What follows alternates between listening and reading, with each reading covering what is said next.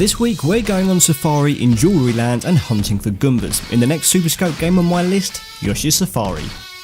It's funny, isn't it? I mean, I've been reviewing every single Super Scope supported release in chronological order, and it's taken me 5 games to get to even one featuring Super Mario.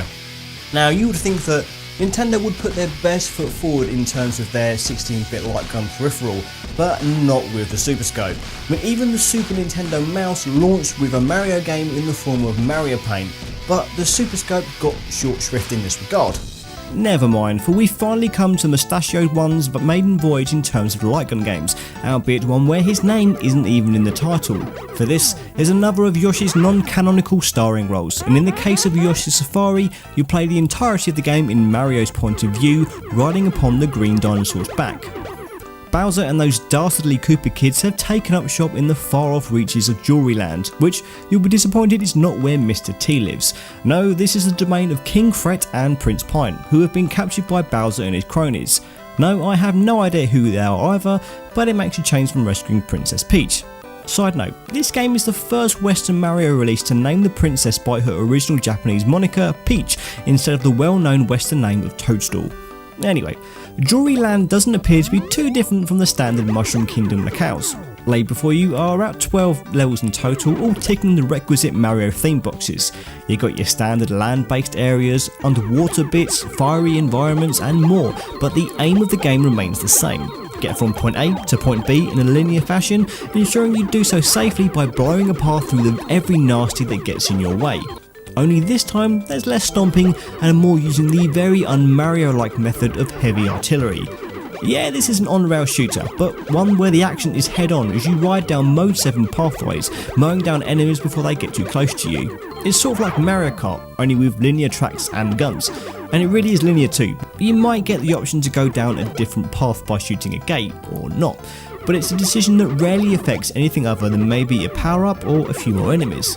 A handful of situations occur when you need to jump over large gaps, but these instances are telegraphed well in advance. The standard set of Super Mario's Rogues Gallery litter each stage. Your Koopa Troopers, your Bullet Bills, even the occasional Hammer Bro once in a while. They'll all be throwing themselves at you with reckless abandon, which is a problem for you, as while the bazooka held upon your shoulder has an infinite clip of ammunition, its ability to fire rapidly whittles down a gauge that, when depleted, considerably slows down your rate of fire. Not an ideal situation when a horde of Koopa Troopers are bearing down on you. A random thought. Has anybody ever established a name for a group of Koopa Troopers? I mean, you've got a murder of crows, a pride of lions. Is it a Coop of Troopers or a swarm of Koopa? Answers in the comments below, please. I'd love to hear your thoughts on this matter. Anyway, where was I? So, the longer you keep the trigger held, the gauge goes down, so you've got to learn when to stop firing for a few seconds to let that sucker fill up again. Otherwise, there'll be a murder of bullet bills coming at you, and in no time you'll have the offensive capabilities of a potato gun. And not that it's a terribly difficult juggling act, there's always plenty of moments to let off the trigger for a second or two, and while things do get a little chaotic every now and then, the difficulty never gets too intense. Each level barely lasts more than 5 minutes or so, and with regular health power-ups I didn't lose a single life. In fact, I didn't see the health gauge fall below halfway. Even the end of level bosses weren't too much of a problem. A shame, as the design of these bosses are pretty cool, from the Koopa kids in mech suits and various craft, to a fight with Wendy O. Koopa where you have to shoot an anvil to drop on her head.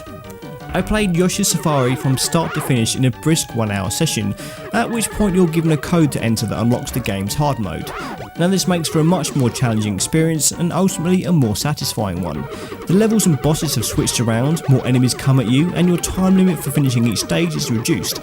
The cutscenes that play occasionally also have slightly amended dialogue, which is a nice touch. There's also a pretty limited 2-player co-op mode in which one player fires the Super Scope as usual, but the other player uses a standard pad to strafe Yoshi left and right and jump when required, slow down and even duck.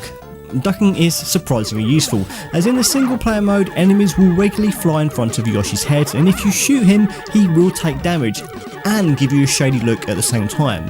But this is but another example of Mario's continued abuse of Yoshi. In between levels he even takes potshots at our green scaled hero. What the hell, Mario? Didn't Donkey Kong Jr. teach you not to mistreat animals? A fun blast with bright colourful visuals and a couple of fun bosses. Too short and possibly a little too repetitive in such a short time. Also, I just cannot condone the continued abuse of Yoshi. An on-rails light gun shooter that tries to play to the Super Nintendo Super Scope strengths and is pretty fun while it lasts. You'll quickly be reaching for that hard mode code though. Thank you for watching this Yoshi's Safari review, part of an ongoing series to cover every single Super Scope game ever released. Now if you want to see the Super Scope games I've reviewed so far, just give this little box a click right now. Now if you've got this far, please consider subscribing or even sharing this video on social media.